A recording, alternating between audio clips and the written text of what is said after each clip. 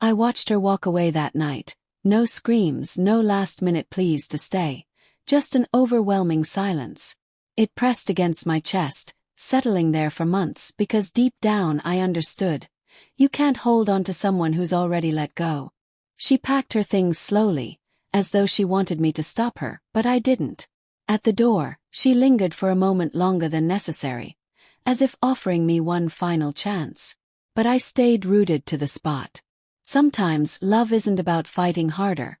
Sometimes it's about recognizing when you've already lost.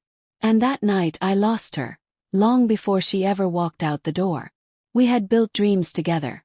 A little house with a blue door, a dog running in the backyard, a trip to Italy we promised each other when things improved. We scribbled our names on paper napkins, dreaming of babies. She smiled when we talked about it. She held my hand across restaurant tables, made jokes about decorating our future nursery. Felt real. Least I thought it was.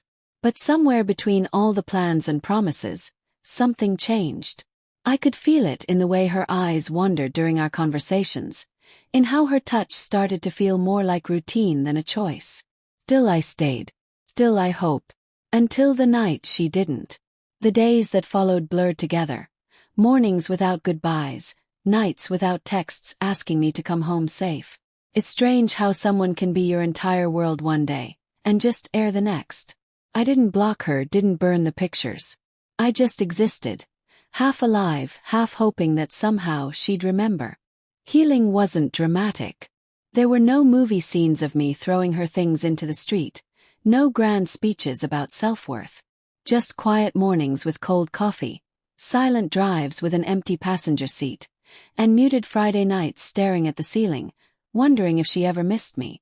Spoiler alert, she didn't. She didn't reach out, not once.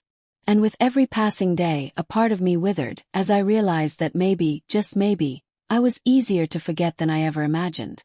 But life has a cruel way of bringing back the ghosts we thought we buried. Almost exactly a year later, there was a knock at my door. It was late afternoon, the sky overcast, the kind of weather that feels heavy before a storm even begins. I opened the door, expecting a neighbor or maybe a package delivery. But there she was, her hair longer, her face thinner. The eyes that once sparkled with mischief now dull with something deeper. Regret.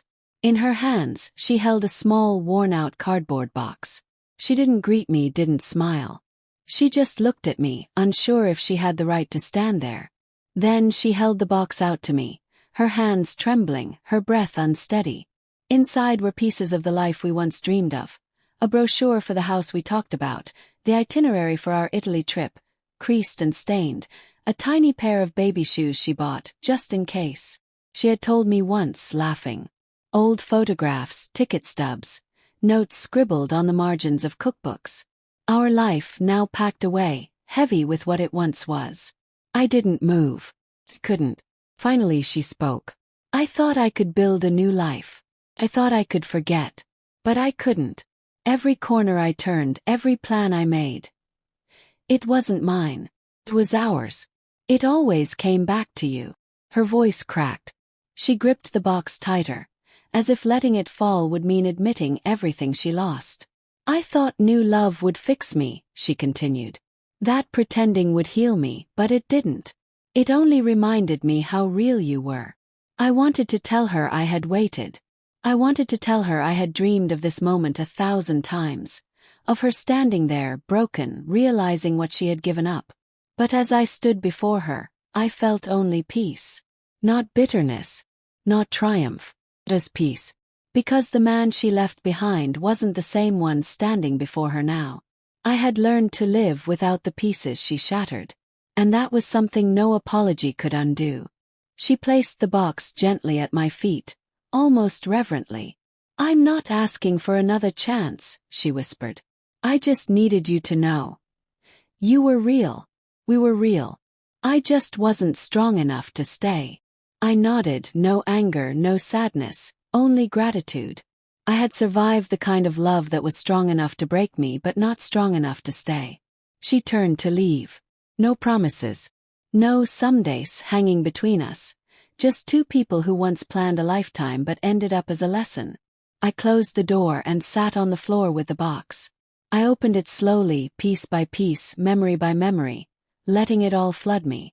And then I let it go. Sometimes the people we love the most are the ones who teach us how to live without them. And sometimes when they return, it's not for a second chance. It's to remind you how far you've come, without the life you once thought you couldn't survive losing.